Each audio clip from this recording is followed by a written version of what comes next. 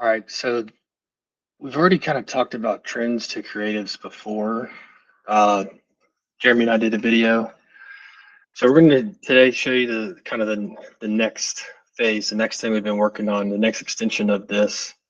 And we call it trend-trawler.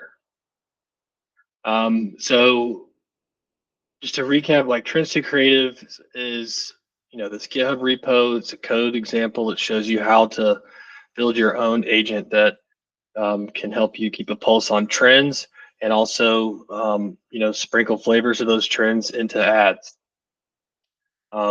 There's multiple sub agents. All of it's written in the ADK framework, the Agent Development Kit from Google. As you can see here, you have different tasks per sub agent. You can access Imagen 4, VO3, Gemini Flash for image creation. It can analyze YouTube videos and extract a lot of information out of those. We can also use a YouTube trend, a trending video, get some themes out of that to put into our ads. But this is kind of like a conversational interface, and so it's really good if you're like you want to sit there and iterate, but maybe you want to do some in a batch, right? You don't want to just be, sitting there and, taking your time. And so that's why we have trend-trawler, which is kind of the offline beast mode of trends to creatives. I'm going to go ahead and get one of these turkeys already in the oven real quick, just so we can, because it does take about 7 minutes once it's fired up. So, why would we care about having this done in offline beast mode? Well, you can have the trend-trawler, and I'm going to show you these agents. We're going to kind of peel these back as we go. But you can have the trend-trawler that is, keeping a pulse on, let's say, trends from social media website or from a BigQuery public data set. And whenever that data set changes, you could trigger a job for that agent to go through and, given a campaign, given a target audience, find, I don't know, 3 trends that might be relevant, right?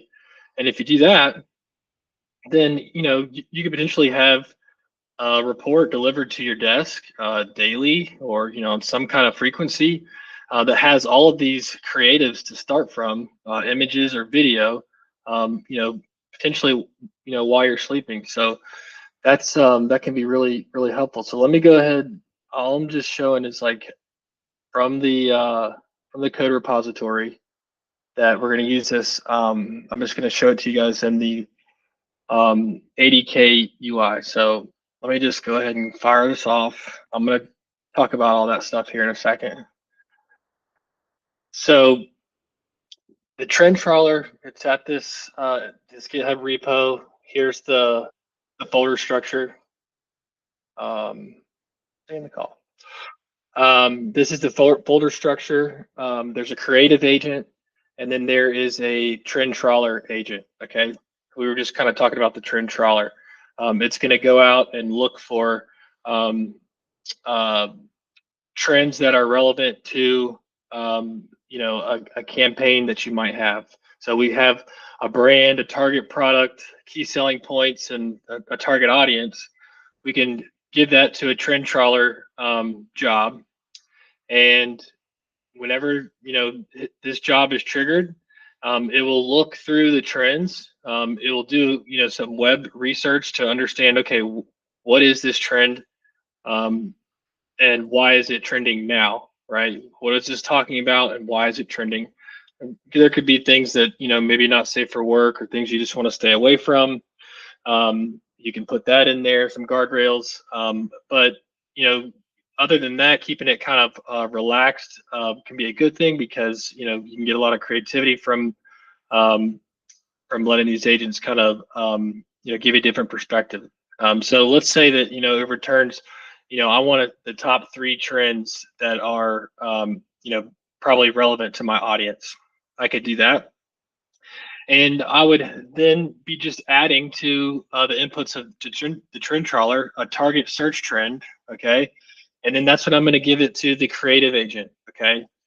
The creative agent has a couple sub agents, a campaign researcher and a trend researcher. These are just going to be done in parallel. So it's going to do a bunch of web research on the brand, the product, the key selling point, the target audience, how we've described the target audience, and the search trend, all of that separately in a silo first. And then it's going to go through a second round and say, okay, like let's fill in the gaps. Where is there any overlap between these concepts I just mentioned? You know, does the audience tend to have an affinity for this trend? Or, you know, how will they respond to something about this trending topic? Or how could we use it to maybe incentivize them to buy something that we want to sell? And the creative agent uses a bunch of agent tools. We'll kind of get into that. But the main thing to know is that it produces two things, which is a web research report that has citations. So a PDF of this is made for humans to be able to read, but all this is actually fed into the creative pipelines that come up with the ad copy, coming up with the visual concepts, and then the image generation. It uses all that research so that it can make relevant creatives. And so then you see down there at the bottom the candidate ad copy and the creatives, which we'll get to see a lot in a moment. Okay, so what I put in the dev UI just a minute ago was this. So I'm going to do Paul Reed Smith. This is the guitar that I play a lot. So I'm using something that I know. I hope they don't get mad at me for using their brand. It's the best guitar I've ever put in my hands. The target audience is millennials who follow jam bands like Widespread Panic and Fish, because I know this really well. They respond positively to nostalgic messages and they love surreal memes. These are the kind of descriptions you want to have. You want to kind of do more than just the typical demographics, like what are they doing? What are they looking for? What's troubling them? Or, what are their favorite things to do? Something about their activity. And then the target product. So we're going to do an SCC 2024 and a key selling point. So here, the key selling point I have is something very specific about that guitar. These humbuckers in this guitar make it have a really wide tonal range, which makes you be able to get different kind of sounds than you can compared to most guitars. And I'm just explaining this because it's going to come up in the creatives that we see later. But it doesn't even have to be this long. Like if you're trying to sell sweaters, you could just have like it's cold outside. That could be like an external factor of like why we need to sell here. And then the target search trend that I chose is Macho Man Randy Savage. And there's a reason that we're going to do that one and kind of tie it all back in together. So let's look at the agent workflow. Before I do that, let me go over here. Okay, cool. So this is already going through all these tasks, all these steps. It's already done the research. I could go here, look at all this. Okay. I've got strategic recommendations. I've got creative messaging framework that it's talking about. A theme of organic tone, nostalgia through music and community. Tells me a little bit about Macho Man Randy Savage. He was a wrestler. He's iconic. Tells me a little bit about the target audience. So millennial jam band fans, what are they like? They're deeply invested in live music experience, valuing improvisational nature and never the same show ethos. That is correct. Product audience fit. So talking about, will this product resonate with this audience? And yes, because the, at least one of the lead guitar players for one of these bands of Widespread Panic plays the PRS, Jimmy Herron. He shreds it. And then the cultural analysis, jam bands versus Macho Man. So, here it says analysis reveals a significant cultural and aesthetic gap between the target jam band audience and the persona of Macho Man Randy Savage. There's a sharp contrast in the world of professional wrestling that Savage personifies. It's rooted in spectacle and loud, sweaty violence and blah, blah, blah. There's no evidence of cultural overlap or shared interest between the two subcultures. But I actually tend to, while I agree with some of that assessment, I think a lot of Panic fans would like to see an ad with Macho Man Randy Savage in it. So I'm gonna let this keep creating those real quick, and we'll just kind of go through this, what's happening behind the scenes. So like I said, we got the brand, target product, key selling point, target audience, target search trend. This is going into a parallel research workflow, and then it's gonna those parallel pipelines are going to be merged. There's going to be an evaluation of the research that's been done so far. An agent's going to critique it. It's going to document any gaps or opportunities that it sees. It's going to go through another round of research, and then it's going to create the report. This methodology I got from the 80K samples. There's one called the Gemini Full Stack app or something like that, and it's very similar to that. Okay, so we get this full research with citations, and then we start an ad copy pipeline. So we have a drafter and a critic. So the drafter, will be prompted to say, it'll be something like, come up with 10 ad copies that fit this criteria, that might be relevant to the target audience, have to do with the target product, blah blah blah. And then we want the critic agent to critique that, and whittle away, from 10, maybe go down to 6 or 8 or 5, whatever. Okay, you can do that as many times as you want. We're just doing it once, and we're creating 5 to 7 ad copies. Okay, and we take those ad copies and we go to the visual concept pipeline. And this is, we have a drafter, a critic, and a finalizer here. So it's the drafter might be instructed to, okay, for every ad copy that we have, come up with some visual concepts, like how can we bring this into a creative? Okay, and so it's going to pass those on to the critic, and then the critic, that job might be, okay, well, there's a lot of things that the visual concept like includes, but I want you to really just critique the prompt. Like, make sure the prompt, references the target product, that it's somewhere in the image or video, or there's a reason why it's not. Make sure that it references the trend, whatever it is that you want. You want like a kind of a critique stage.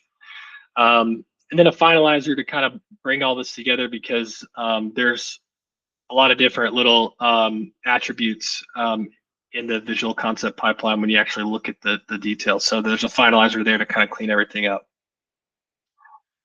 So once you have the visual concepts, then you go to the visual generator. So right now I have it working with Imagen 4, and it's just basically going to create an image from every visual concept. So you could take this a step further and make videos from them. Just for time and sake of example, we're just sticking with images here. But ultimately, this produces a candidate ad copy, and for each creative that it makes. And I have it set right now to like maybe 4 to 6 creatives a time. And there's many things that you can do from here, because we save the prompts, we save the session state to a JSON file, and we create an HTML report. So with the prompts, if you wanted to tweak an image and edit it a little bit, you can just copy and paste that into AI Studio or whatever, and you can edit the prompt directly and iterate on the creative to tweak it to how you'd like to. With the session state, if you have another agentic workflow that you want to like hook this up to and do some A to A, you can easily do that. And if this is something that you'd want to share with your team just to get ideas, there's an HTML report that would make it pretty and pop out, and we'll look at that in a minute. But there's a lot of options here once you get through the workflow. So let me go back over here and see. Oh yeah, we already got some stuff rolling. So in this UI, we'll see y'all. Oh, that's cool. Oh yeah. Oh damn, these are good.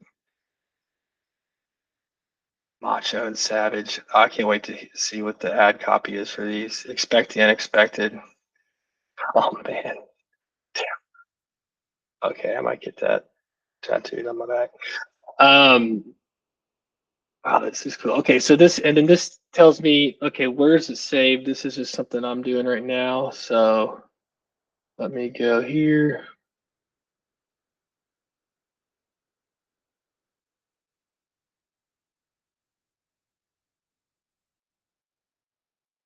Come on. Okay, let's look at this thing. Okay, so this is going to tell me, I'm going to reiterate like the key selling point here. I got the target audience and the search trend, and I've got first these ad creatives. So rule the stage is the headline. The PRS is the champion, has the championship tone. Oh yeah. Step into the ring and claim your championship tone.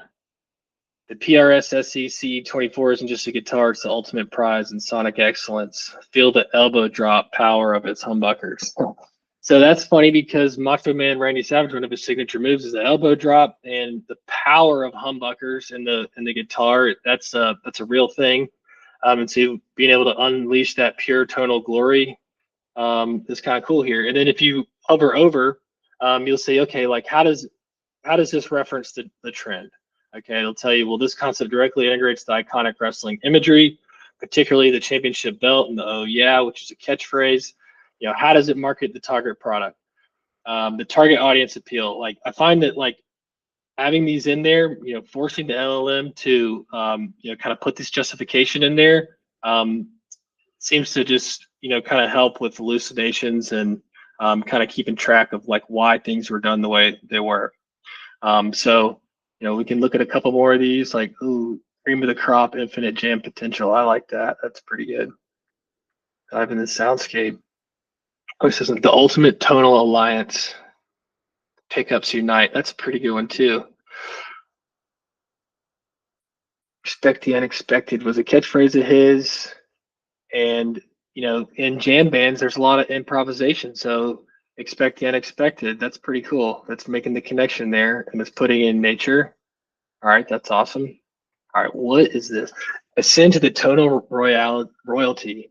The PRS SEC 24 is the Macho King tone. Why settle for anything less than royalty?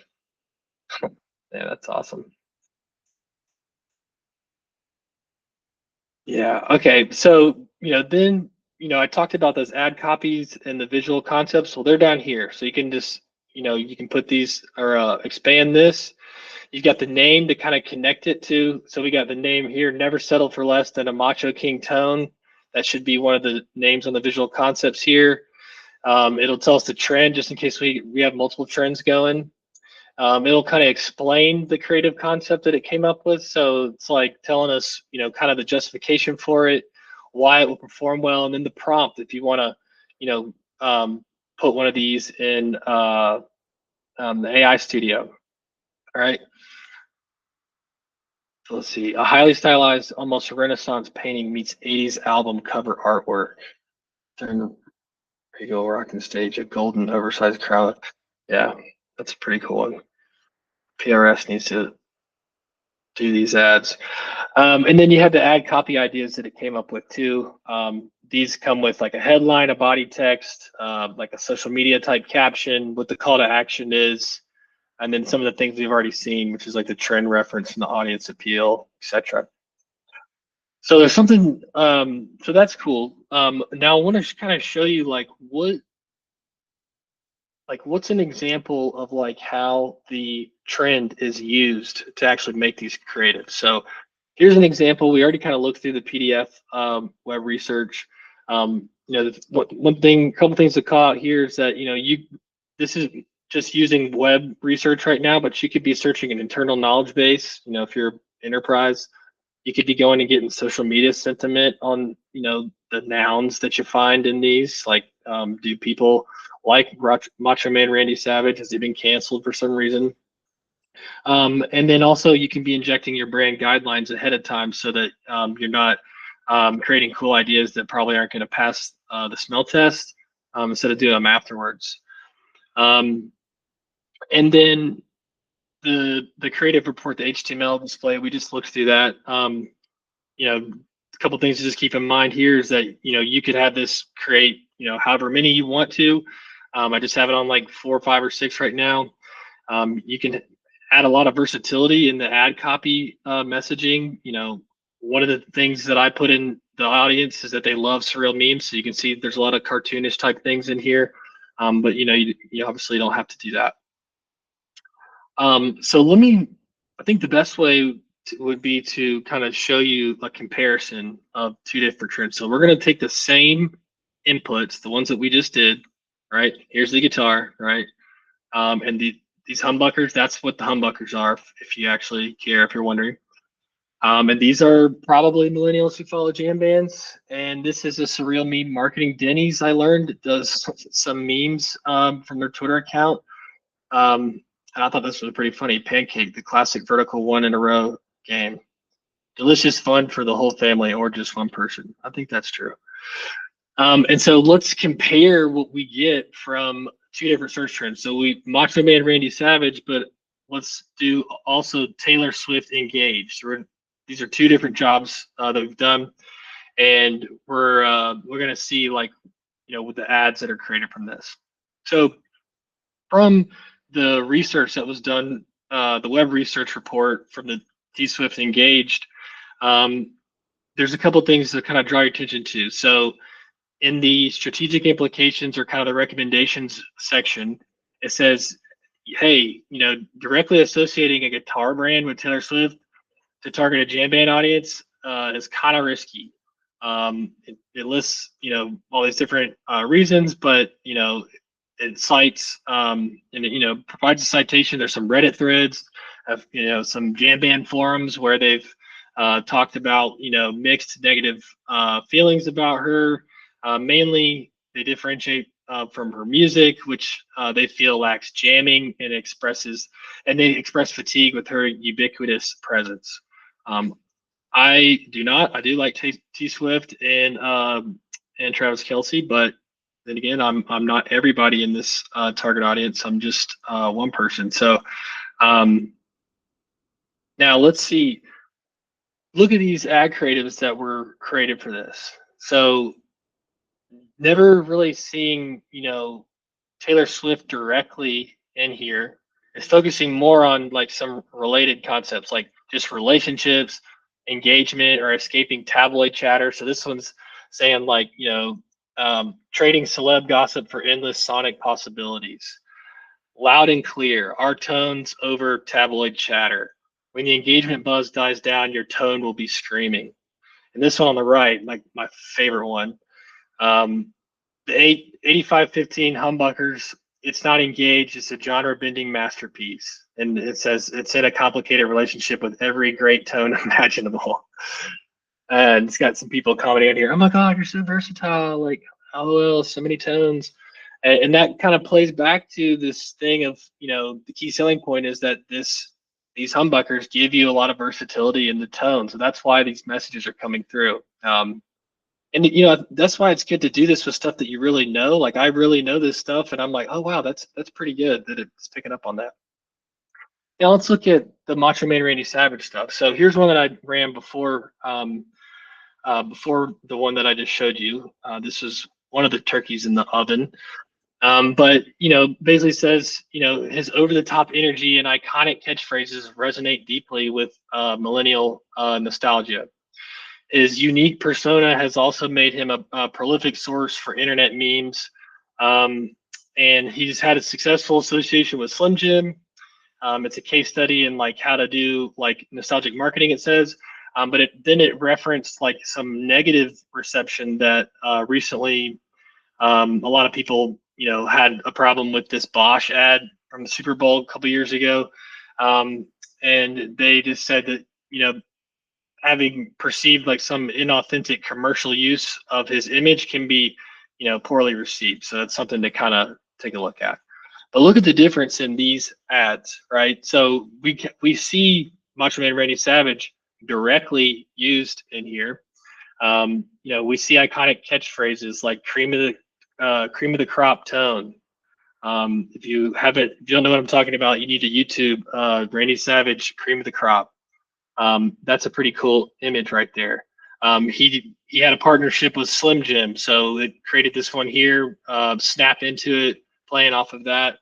You know, we'll have to be careful about infringing on any brand, any legalities with brands and stuff like that. But we're just creating them here. We can definitely weed those out if we need to. But we see a lot more, just authentic imagery of him, authentic at least as it relates to him and things that he did. I thought that was a pretty, good contrast in the Taylor Swift one, and it has a lot to do with that research phase and how we are asking the agent to come up with ideas, critique itself, the criteria we tell it to critique itself on, and ultimately what images and videos that it creates. And then here's just a couple more that I thought were so cool. Like the only engagement that matters. That's awesome. When Taylor Swift engages everywhere, but all you can think about is that sweet, sweet tone. The PRS is the only ring you need. Or how about forget the ring, get the tone. Okay, the Taylor Swift engaged news is wild, but have you heard this tone? The ultimate commitment to killer sound. And then probably my favorite one of all time, the ring that brings all the tones to the yard. Heard about the latest ring? We're talking about the ultimate sustain, the richest harmonics, the real sparkle. Your PRS 8515 humbuckers, there's the only gem you need. That's so good. So this, we've got, here's, just some more that I had just in the hopper here. One thing I did want to show is if, like, let's say, all right, so this one here, well, that's cool, but that doesn't really look like cream, right? It kind of looks like motor oil. So I can just take the prompt, because remember, I have the prompt, right? I don't even have to take the prompt. I could just take the image really here. I just uploaded the image and said, hey, in the image provided, make the liquid look like sweet cream. Make the explosion of cream look more natural, like the guitars ripping through the top of the carton. And this is the one I get. Just one turn, I can make it already look a lot better. Just imagine what it'll look like if I just sit here and do it for the next 45 minutes. That would be crazy. Here's, just, that's, we're not going to go through that. So here's a repo that can help you, build this stuff for yourself. And let's see, you can go on here and, I put a lot of stuff in here, like for learning and like how to deploy. The deployment stuff is what I'm working on now. You'll see that there's a deployment commands for deploying to Cloud Run, and I'm trying to get the deployment to Vertex Agent Engine working real nice. But there's also some tips in here on like, how to maybe think about that target audience and the key selling points, some bunch of examples to get the juices flowing. And then you see, deploying to separate Cloud Run instances. So each of these agents, the trend-trawler and the creative agent, can be deployed to separate Cloud Run or separate Vertex AI Agent Engine instances, or they can be accessed through agent space separately too. They don't have to. You don't use them all at once. They're not sub-agents of a greater agent. And so that's it. So hope this was worth your time, and let me know what you think. And if you want to discuss any of this, hit me up.